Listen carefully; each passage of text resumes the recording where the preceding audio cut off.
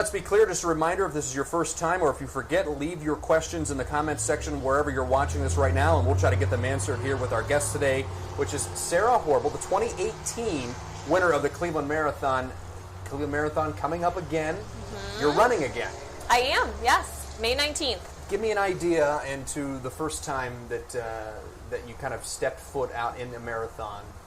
Did you have high aspirations, or was it kind of, I just want to prove to myself I can do this?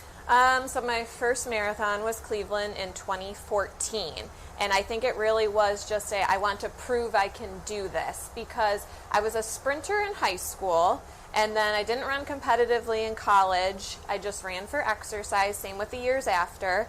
And then, I had seen some people who I was friends with on Facebook, social media, who posted pictures that they ran a marathon. I was like, I wonder if I can do that, like 26.2 miles. I'm going to sign up and see how this goes. Yeah. So that's kind of how it all started in 2014.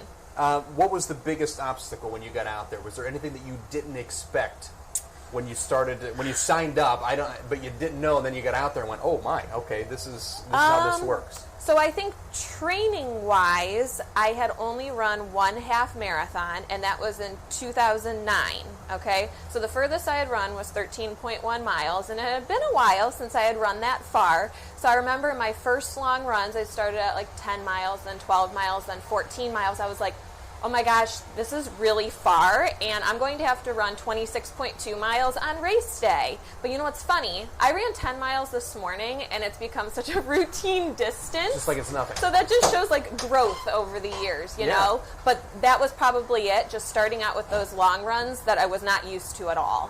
What was it about running? Go back to in third grade kind of when you started. You ran at Magnificon. What was it that kind of drew you to, hey, I just need my shoes and I'm just going to go? You know what? That's a big part of it. You really do just need your shoes and you go. I think running has just always come naturally to me. It's something I can just go out and do. I don't really have to think very hard about it, which is nice. That's different for other sports. Like if I'm trying to play basketball or golf, it doesn't come naturally to me. Running does. Let's go back to last year. Okay. Did you think you were going to win this? Did you think you were in contention, or was it just another marathon? You've been doing it since 2014. So here's my thought process going in. In 2017, I placed third overall female. I broke 3 hours. I ran a 2:56. That was my goal that day. So last year, I was like, okay, I want to break 3 hours again. Hopefully it'll happen. My training has been going well. The weather was, conducive for running a marathon that day. And I felt good. I didn't know I was going to feel that good, though. And then when I reached a certain point and I was in first place, I turned around. I didn't see the second place girl behind me. I was like, I think I'm going to win this, and I ended up running a 2:51. So I think I exceeded my own expectations last year. What has that done to you since you won?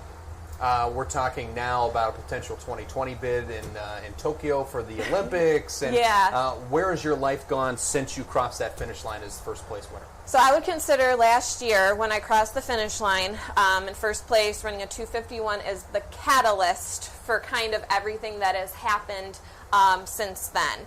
So I knew in order to qualify for the Olympic trials, I had to run a 2:45 or faster. So still had 6.5 minutes to cut off my time, which is a big chunk of time.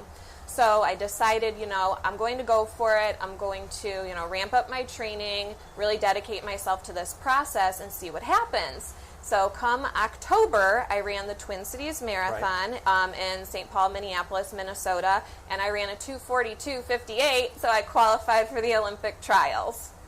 What's it been like since then? Really exciting. Like lots of different things have come about in relation to running, I guess. I've done guest speaking. I'm here today. Sitting in a box truck with glass windows. And yes. I've run a few other races since then as well that have gone very well. When you start thinking ahead at the Olympics now, do you change any way that you train, or do you go, listen, I've trained this way my whole life and it's got me here, I'm going to keep doing that? So I guess my plan for the trials, I'm not going to place top 3 to make it to the Olympics. Let's just put it that way. But I do want to run the best race that I can. So I'm going to definitely dedicate myself to the training process, up my mileage. Right now I'm at about 70 miles per week.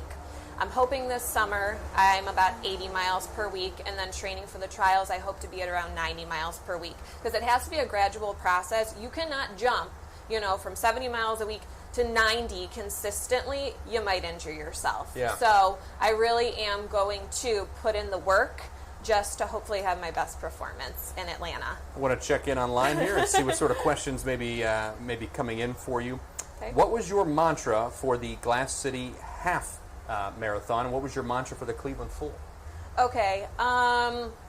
Mantra for the Glass City half marathon, which was on Sunday. I placed second, and I ran my personal best time for a half marathon. This is going to sound funny. You just keep getting better. I was thinking of this phrase, scared money don't make money, which Scott Horbol is an American distance runner. He just placed 7th at Boston a few weeks ago. And he always writes in his Instagram captions, scared money don't win. And that kind of just means if you don't put yourself out there, if you don't take risks, you don't know what good things are going to happen.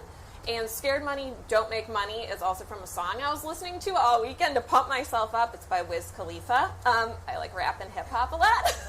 So I think that was something that was in my head a lot. Like, go out there, do what you can, and hopefully you're going to run that goal time that you want to. And if you don't go after it, then you're never going to know if you can accomplish this time that you would like to run today. Kind of comes back to fortune favors the bold, right? Right, exactly. And then my mantra for the Cleveland full marathon, I'm trying to think back what it even was that I was repeating to myself.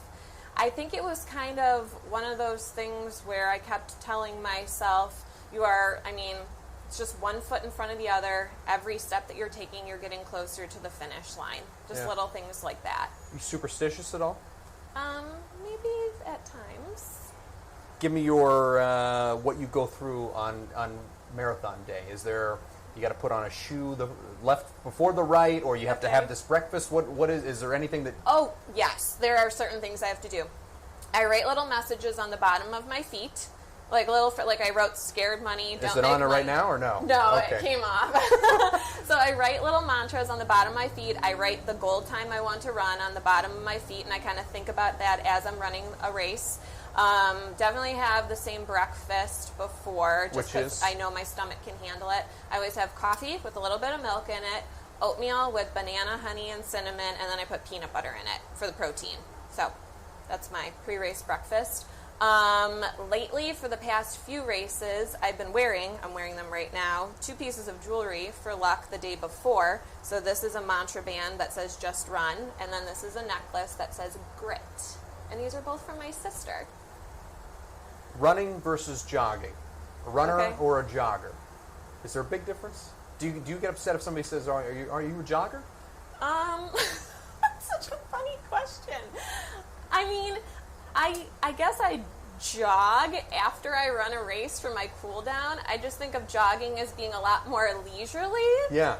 And sometimes I do go for jogs if I'm going for a leisurely run, right. But I don't really use that term to describe myself very often. There's a runner that I know that told me the story. The difference between a runner and a jogger is if they come to like a red light, the jogger keeps going because they want to keep their heart rate up. Okay. The runner just looks really upset and mad that they have to stop. Oh my gosh, that's actually kind of true. Is that true? Okay. Sometimes I go, I gotta catch this because it's gonna ruin my momentum if I have to stop, Yeah. Yeah. Want to jump back online and get to some more questions here. So, a question coming in here with, other than kind of starting to run more and try to place maybe at Olympic trials, you used to be a teacher, right? Mm-hmm. Yeah.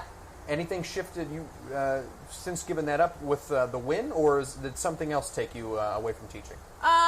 It had absolutely nothing to do with running. Okay. Oh, nothing to do with running. It was just like completely separate, like I would say just in terms of career goals, just something that I wanted to do for myself. Okay. Yeah. No, they're not related at all. People have asked me that before, and I'm like, no. Yeah. Not at all. I didn't know if that was the fire that you needed, like, okay. No. Okay. Yeah. So. But you have a blog now. I do, yeah. Is it marathons and manicures? Yeah, because my nails are always done. Even when you run? Oh my gosh, always. I'm never without a manicure. And I purposely got this color for the Glass City half because it's like electric blue. I think these are fast nails. They look fast nails. Yeah, so I always have my nails done. Cleveland Marathon coming up. Mm-hmm. What color? Oh man, that's a good question. I'm thinking I might go with like a royal purple. Okay. But And I'm not 100% what's the significance sure. behind the royal purple? I just really like purple. Just like purple. And I think that's what color my nails were last year for Cleveland too. And I think I know what my race outfit is going to be, and they'll match. Okay. Yeah, I like to be coordinated. Yeah, too. absolutely. Who doesn't? Yeah, look good, feel good, right? Yeah. That's my mentality. Would there be disappointment if you didn't win this year? You know what? No, because you never know what the weather's going to be like. Yeah. You never know who's going to show up, and you just never know what can happen. It's 26.2 miles. You know, you can train and have the best workouts of your life, the best long runs of your life, and something could still happen because it's such a tough distance. So my mentality is I'm going to have a goal time I want to run. If that puts me in first place, that's great. But I'm more so concerned about achieving that goal for myself. Yeah. So I actually just read a book by Meb Kavliski. I hope I'm saying his last name correctly. He's one of the top marathoners, American marathoners. And his whole theme for this book is run to win. And run to win doesn't necessarily mean get first place every time. It means run to win as in you're giving your best effort in achieving whatever goal you have set for yourself. And if you have achieved that goal, then it's like you've won. Yeah. And I really like that. I like that. First place would be awesome, obviously. But I just like to keep all these things in the back of my head. Do you have a target time you're hoping to get under? I think so. Which would be? I'm still working on it. I might not share it just yet. Fair enough. Yeah. Want to jump back? I hope to run my best time. We'll put it that way. Okay, going Yeah. for a personal best. Yeah. The running community in America has been growing over the past 6-7 years. More and more people getting into running and signing up for races. Why do you think that is? What's the explosion of running popularity attributed to in your mind? Probably the fact that there are so many good races out there to run. So it's not just running a race, it's an entire experience or an event. Yeah. I think social media might be part of it too, because I know I follow a lot of professional runners that serve as inspiration and motivation. And I think seeing what they're doing kind of helps me, you know, as a runner. And I think a lot of people feel the same way when they see how these pros are doing, or if they look at, you know, even other people in their city, the workouts that they're posting, the races that they're running, it encourages them to either pick up running, or, you know, maybe they were a runner in the past, they gave it up, they're like, I'm going to get back into Right. that. So I think it's a combination there. And you also kind of dabble as a, kind of an amateur chef, kind of a health chef, right? Yeah, I love cooking. I do love cooking. So what do you kind of target when you're making meals for yourself at home? What's your healthy food of choice? Do you use a lot of spinach, broccoli, greens, man. or Lots of greens. I have so much produce. Like, you should see my grocery cart when I go to the store. It's like a third produce. Yeah. I love grocery shopping too. I don't know. I like cooking. I like grocery shopping. I guess if you want an example of something I might make. do you have a really funky thing that you make? No, nothing too funky. I'm just like very well balanced, I think, and I eat a lot of nutrient dense foods. Okay. But I eat a lot of calories, obviously, to fuel these miles that I'm running. Make sure that I'm eating, you know, enough fats, carbs, proteins. Red meat is actually really important for distance runners, so I eat red meat a couple times a week. Yeah. Do you do the carb load? Before the marathon, yes. Like the night before, is it just a giant thing of pasta? You know what? I do that the Friday night before. So instead of the night before, 2 nights before is actually when you're supposed to do it. Oh, okay. Because you don't want to wake up race morning with that still sitting in your stomach. It'll honestly feel like a brick. I've eaten giant plates of pasta the night before hard workouts that I've done, and then I'll be in the middle of mile repeats, and I'll be like, why did I eat that last night? Because that feels terrible right now, you know? So, yeah, it's actually supposed to be 2 nights before, and then the day before the race, I always eat a big lunch and a smaller dinner. Okay. Yeah. I want to go back to your teaching real quick. Okay. So I did a little homework on you. Okay. And you're on Rate My Teacher right now. Oh, interesting. So somebody's been rating you. Okay. And you got 5 stars across the board when it comes to knowledge Yay. and interactive, except you only got 4 stars when it comes to textbook usage. Oh, that's interesting. Yeah. Do you not like textbooks? I mean, I feel like it's 2019. I don't think any teacher always uses the textbook because there's so many other resources you can use. Yeah. So I feel like we would start the lesson by reading a couple pages in the book, and then, you know, there's videos, there's different websites that you can look at, you know, there's so much else that you can use besides the textbook, Yeah. which I would think that people would appreciate because It's still 4 out of 5. It's still a good score, but I just found it fascinating that it was literally Textbook 5 stars use. across the board except for that one category. Yeah. I was like, I used it, but not every day. okay. Yeah. Maybe Maybe that that was was it. also because when I was in school, if we sat there, you know, the entire 40 minutes just reading from the book, it's like, not a fan. You need to be like more engaged and active. Yeah. Yeah. Let's get back to the Olympics. Okay. This is something that what a lot of people don't know, but I've talked to a lot of athletes that go to the Olympics or participate in the Olympics. It's not something that's just like, hey, here's a full ride and all these scholarships or whatever. You kind of have to, I mean, pay your own way and work your way up there. How difficult is that going to be for you if you make it that way? I mean, when you look at the Olympic trials in Atlanta. Well, here's what's kind of nice. The Atlanta Track Club is the host for the trials. Right. And they are supporting everybody who's coming. No kidding. Yeah. That is fascinating. That's awesome. So I don't really have to worry about it much. And Does that include getting you there and everything? That's what we were told. Wow. Yeah. Okay. Yeah. How big of a, I mean, I know you said you don't plan on being one of the top 3, but what Yeah. if you were? How big of a dream come true would that be if you... Oh my gosh. Well, that would be incredible. However, I think where I'm at right now, I would have so much time to cut off, and I do work full time. Like I have a full-time job. Right. And it would take so much more than what I'm doing right now to run that time, because you have to run I think a 2:29:30 or faster too. So it's top 3 and time qualification. I mean, that would be incredible. I just know where I stand right now. I'm being realistic, and I hope I run my best time, but I don't know if I have that ever in me, to be quite honest. Yeah. I want to jump back online here and see what sort of questions may be coming in from some folks. Your Boston Marathon experience, it's not always glamorous.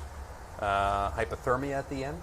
Oh my gosh. The year I ran, 45 degrees, rainy, headwinds the entire way. My hands were numb when I reached the finish line. I was so cold down to my core. They took me in a medical tent. They wrapped me in towels. They're like, you need to take this hat off. It's soaking wet. I have never been that cold in my life. And one of my friends ran it too, and we just talked about it recently. We're like, oh my gosh, that was like traumatic, how cold and terrible we felt during that race and at the finish line.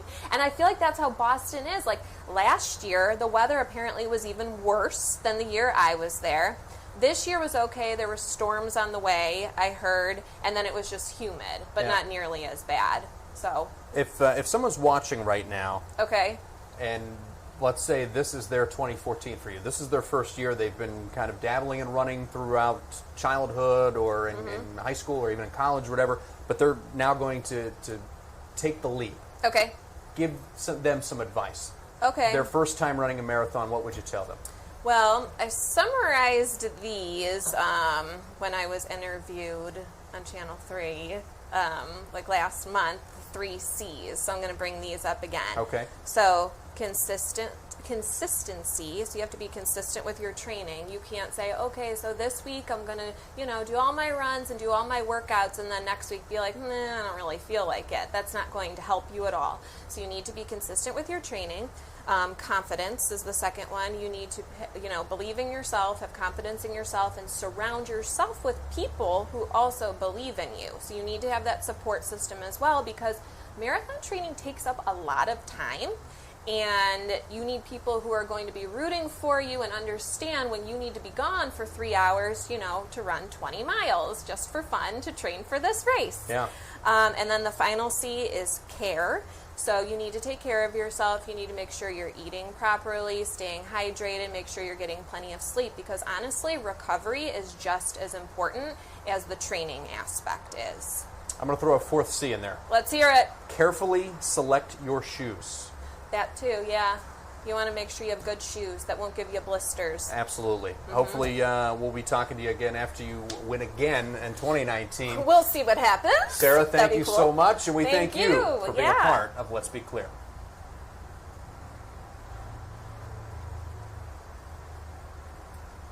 We're good. All clear?